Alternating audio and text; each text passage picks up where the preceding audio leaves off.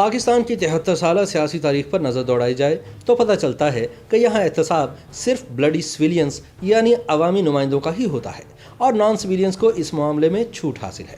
یہ ایک تلخ سچائی ہے کہ ججوں، جرنیلوں اور بیوروکریٹس کی کرپشن کا نہ تو کوئی ذکر کرتا ہے اور نہ ہی ان کی کھلی بدعنوانیوں پر کوئی ادارہ ان کا احتساب کرتا ہے۔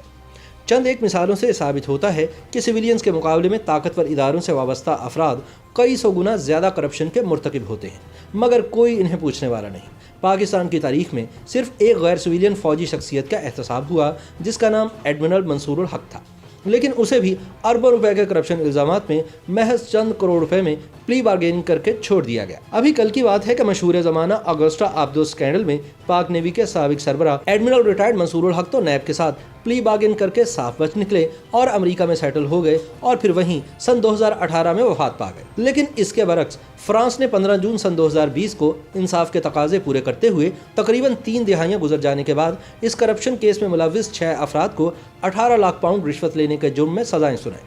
کئی اشروں تک چلنے والی تحقیقات میں 3 سابق فرانسیسی حکومتی عہدیداروں اور 3 دیگر افراد کو کراچی افیئر یا کراچی گیٹ میں ملوث پایا گیا اور ثابت ہوا کہ اس معاہدے میں خفیہ طور پر رشوت لی گئی تھی جس کی مدد سے پیسے فرانس لائے گئے تھے۔ مقام حیرت ہے کہ 91 برس کے ضعیف العمر بالادور اور ان کے وزیر دفاع فرانسوا لیوٹارڈ کے خلاف بھی مقدمہ درج کیا جا چکا ہے اور وہ پیرس میں اس حوالے سے فوجداری عدالت کا سامنا کر رہے ہیں۔ یاد رہے کہ پاکستان کے سب سے بڑے شہر کراچی میں 8 مئی سن 2002 کو ایک خودکش بمبار نے بارود سے بھری کار کو فرانسیسی انجینئرز کی منی بس سے ٹکرا دیا تھا، جس کے نتیجے میں 14 افراد جاں بحق ہوئے، جن میں 11 فرانسیسی انجینئر بھی شامل تھے جو فرانس کی نیوی کی کنسٹرکشن کمپنی DCN کے ملازم تھے۔ یہ انجینئر پاکستان میں آگوسٹا آبدوز کی تیاری کے لیے یہاں موجود تھے۔ پاکستانی بحریہ میں ریڑھ کی ہڈی کی حیثیت رکھنے والی آگوسٹا آبدوزیں فرانس نے پاکستان کو فروخت کی تھی۔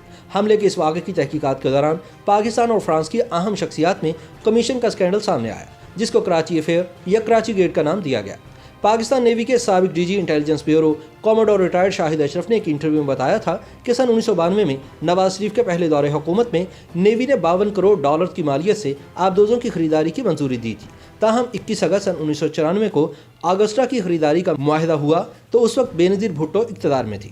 سن 1994 میں 3 اگسٹا آبدوزوں کی خریداری کا آرڈر دیا گیا تھا۔ ان میں سے ایک فرانس میں تیار کی گئی جبکہ باقی 2 کی تیاری پاکستان میں عمل میں لائی گئی۔ پاکستان نیوی کے سابق DG انٹیلیجنس کوموڈور ریٹائرڈ شاہد اشرف کے مطابق انہیں اس سودے میں $1 لاکھ سے زائد رقم اعلیٰ نیوی حکام کو بطور رشوت دینے کی اطلاع ملی تھی، لیکن بحریہ کے اس وقت کے سربراہ ایڈمرل منصور الحق نے مشورہ دیا کہ خاموشی اختیار کریں۔ خیال رہے کہ ابتدائی طور پر اس اسکینڈل میں صرف نیوی کے چند سینئر افسران پر رشوت اور کمیشن لینے کی اطلاعات آئی تھیں، اور دوسری طرف منصور الحق نے کسی کو یہ پتہ نہ لگنے دیا کہ وہ خود اس میگا کرپشن کیس میں مرکزی کردار ہے۔ یاد رہے کہ ایڈمرل منصور الحق پاکستان نیوی کا سربراہ تھا۔ یہ 10 نومبر سن 1994 سے 1 مئی سن 1997 تک نیول چیف رہا۔ منصور الحق پر ایک محتاط اندازے کے مطابق تقریباً 300 ارب پاکستانی روپے کی کرپشن کا الزام نیوی کے لیے خریدے گئے بحری جہاز، ہتھیار، آگوسٹا آبدوزیں، نیوی اور نیشنل شپنگ کارپوریشن کے اسکریپ بحری جہاز بیچنے کے دوران کمیشن اور کک بیکس لینے پر لگا تھا۔ نواز شریف حکومت نے 1 مئی سن 1997 کو اسے نوکری سے برخاست کر دیا اور اس کے خلاف تحقیقات شروع کرا دی، جبکہ منصور الحق سن 1998 میں ملک سے فرار ہو گیا اور امریکی ریاست ٹیکساس کے شہر آسٹن میں پناہ گزین ہو گیا۔ پاکستان میں منصور الحق کے خلاف مقدمات چلتے رہے۔ جنرل پرویز مشرف نے جب نیب بنائی تو یہ مقدمات نیب کو منتقل ہو گئے اور اتفاق سے اسی دوران امریکہ میں اینٹی کرپشن قوانین پاس ہو گئے۔ ان قوانین کے مطابق دنیا کے کسی بھی ملک کا کوئی سیاستدان، بیوروکریٹ یا کوئی تاجر کرپشن کے بعد فرار ہو کر امریکہ آئے گا تو اسے نہ تو پناہ ملے گی اور نہ ہی رہائشی سہولیات، بلکہ یہ کرپٹ شخص امریکہ میں گرفتار بھی ہوگا اور امریکی حکومت اس کے خلاف مقدمہ بھی چلائے گی۔ نیب نے اس قانون کی روشنی میں امریکی حکومت کو خط لکھا اور امریکہ نے 17 اپریل سن 2001 کو